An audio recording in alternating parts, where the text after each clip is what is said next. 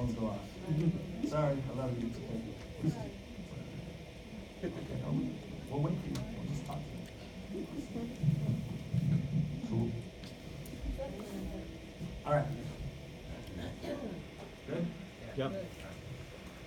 So, if we agree that there will come a time in your life when you will be less employable than you are now. Yes. Awesome. When that time comes, you can depend on one of three things or a blend of these three things. I say this. 1, your own money saved. 2, your kids. 3, the government. So do you currently have a plan in place to sustain your lifestyle you have now? And if so, which of these three strategies are you depending on? They're going to say, or, well, we have a little something to work. Okay, great, that's awesome. Now, I just jabbed them, so now I got to hug them. That make sense? Yeah. Jab, hug. Someone say, I'm not going to say, yeah, how dare you depend on your kids and the government because people like you, our country is where it is. And like, I'm not going to do that. That's a little much. Does that make sense? Say that for a YouTube channel. So, then the next one is like, hey, question. Have you ever been laid off before? They'll say yes or no. If they say yes, I'm thinking, what am I thinking? If they say yes, I've been laid off before. What am I thinking? And so they told me I work in tech and I've been laid off before. The last job I was at, I was there for 12 years and I've been laid off before. What am I thinking? Legacy money. Legacy money. Yes. I'm thinking legacy money. Like, oh, so that means you have a rollover. I'm not going to say, oh, so you have a rollover. Let's roll it over right now. Right? I'm not going to say that, but I'm going to keep it back here for ammunition later. Good? Good. Yes. Same question. Last time you were laid off, did you have a backup plan? No. Wouldn't it have been nice to land on your feet? They say yes. That make sense? Yes. So last time you were laid off, wouldn't it be nice to have a backup plan? So now, guess what I got? Let's use another color and let's pray it works. All right. So now, illness. How do we cover that? With living benefits. It could be term, it could be IUL, doesn't matter. Living benefits. It could be long-term care, living benefit. You guys got me. Debt. How do we replace that? All right. How do we replace this? Right? How do we replace this right here?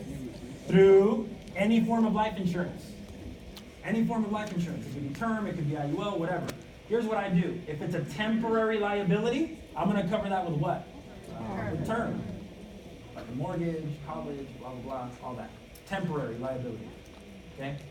Now, if it's like there's always going to be a spouse that depends on the other's income, whether they're working or not working. Like spouse survivorship income, that's a permanent need. Yes or no? Because you never know when that's going to happen. So, I'm just telling you how to sell the need. You choose what amounts, that's up to you. Okay? So here, literally, just with these two, I got a term LB, I got an IUL, I got some business right here. Awesome. Then retirement. This could be a rollover. This could be IUL. This could be whatever, right? But bottom line, they're either going to start saving money or they've already saved money and I'm looking to secure what they have. You guys got me, right? They're depending on one of three things. Their own personal savings, their kids, or the government. Just saying that alone, they're thinking, oh shit, I'm screwed. Oh man. They're telling themselves what you try to tell them. I'm going to ask a question so they stir it up in their own mind. And I already know what they're saying. In their head, they're saying what I'd be saying if I was them. Yes or no? Yes. Because human nature is human nature. Next one is laid off.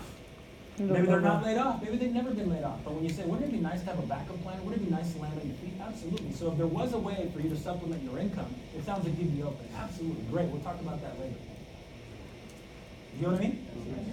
So now, here's how I'm going to close. It's a question. Out of all four of these scenarios, which of them is the most concerning to you now?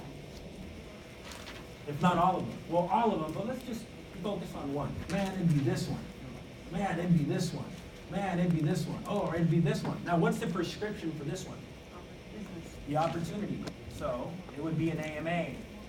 Are we gonna tell them, hey, you ready to sign an AMA? No. But that's what it is. That's the prescription, the opportunity, the business, right? Get licensed, blah, blah, blah.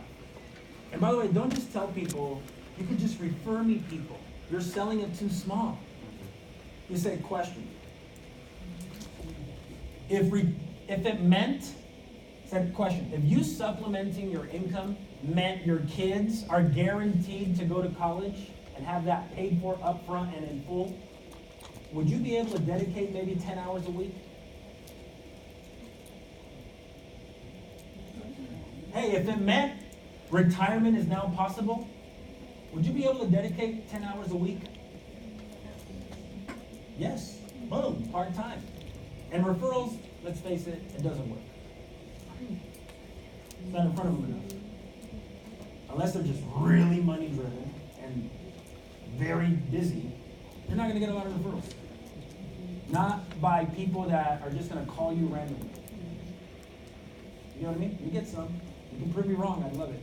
But my point is, I'm going to put the odds in my favor by having someone part-time that comes here maybe once every week to the BPM, they learn a little bit more, their conviction goes up, their confidence goes up, they're getting equipped on what to say, what not to say, they're learning the lingo, they belong to something. It's different than if they're just referral. You know what I mean? By the way, you know how you guys try to recruit realtors and you try to tell them how WFG is so much better and now they hate you? So, don't do that. Because honestly, like, do it when it's appropriate. Do it when they're open. If they're not open, I'd rather have their referrals and like not split it with them. Really? It's the truth. I'd rather do that than lose them or just give someone a bad experience with us again. Rub someone the wrong way. Oh, well, Eric Olson makes $6 million. Like, when are you going to talk about your income? You know what I mean? You can't just talk about other people's income. You got to make your own. So, anyway, so I'm going to say, hey, which of these 4 scenarios is the most concerning for you? X, Y, Z, whatever. It doesn't matter. So, okay, great. Now, let me ask you a question. On a scale from 1 to 10, if I could provide a solution that fits in your budget, how serious are you about moving forward when I come back?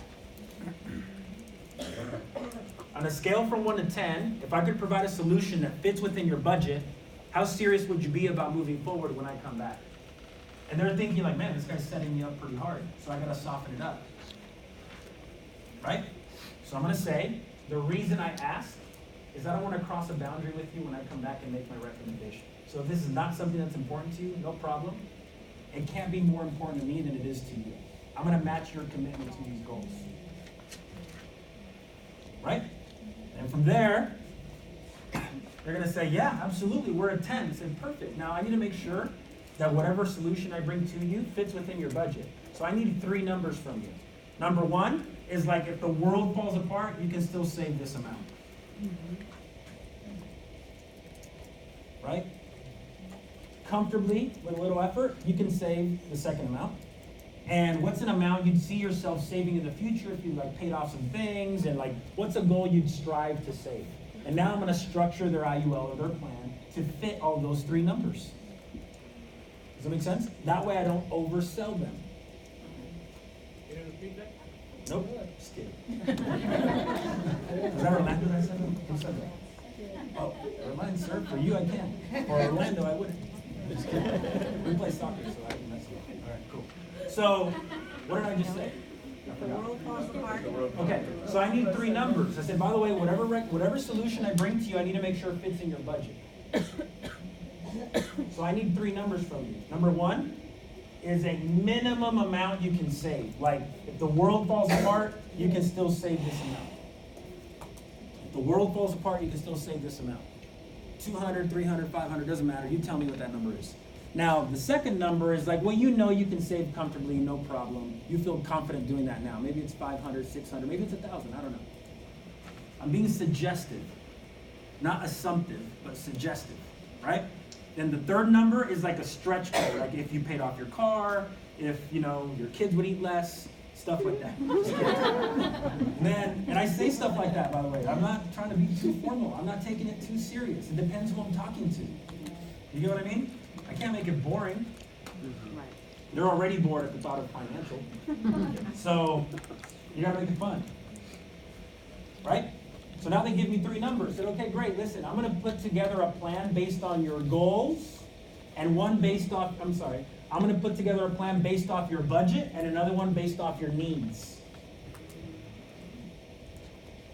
And when I come back, we will come to a decision-making moment where you're gonna do one of 2 things. You're either gonna increase your commitment to your goals to meet your needs, or you're going to lower your expectations from your plan.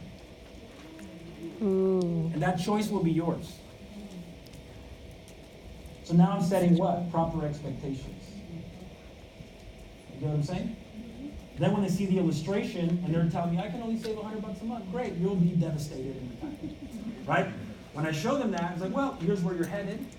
But if we could go from 100 to 300 maybe in year 3 and then bump that up to 500, based on these 3 numbers you told me that you expected yourself to be at, this is what your illustration would look like, and here's what the income would look like. So as long as we stick to the plan, here's what you can expect. If we don't stick to the plan, here's what you can expect. Does that make sense? Wow. And that's it. I'm kidding. So my point is, right there, I'm just trying to illustrate how you set proper expectations, right? Let's say I recruit somebody, I have a new business partner. Hey, by the way, you're just getting started with this. Here's what I want to tell you. You may or may not be an extreme success story in this company. But the truth is, let's be honest with ourselves. Financial independence is not a luxury, it's a necessity. Yes or no? Yes. So you have one of 2 ways that you're going to accomplish that, if not both. You're either going to save your way to financial independence, or you're going to earn your way to financial independence. I can't guarantee you that you'll be successful here. I can guarantee you that if you stick to your plan, you're here long term, that your odds are in your favor. So I need to know up front, if you were ever going to quit this business, what would make you quit? Because that's the only way you won't get there. I've been here 12 years, and I can tell you wholeheartedly that my experience here has been great because of my commitment and my longevity to what I committed to. If you don't have a longevity of commitment, don't expect a longevity. You know what I mean? So by the way, you tell me anything that you've never devoted yourself to that you were successful in. Nothing. Okay, great. So it's the same thing here. This business is no different. Right? Straightforward. And people appreciate it. All right, next thing, I'm just going to blast through these till my time is up. Number 6, I think it was, is find a problem. Number 7.